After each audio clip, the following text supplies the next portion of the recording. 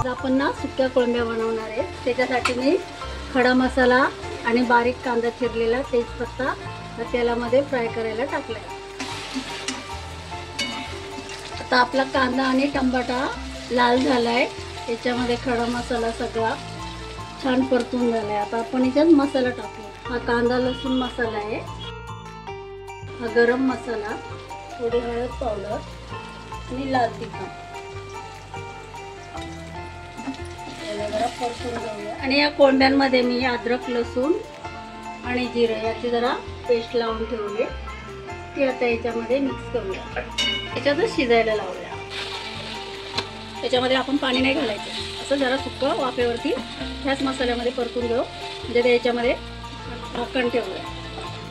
बघा आपली कोळंबी छानपैकी शिजली। आता याच्यावर आपण कोथिंबीर सोडूया।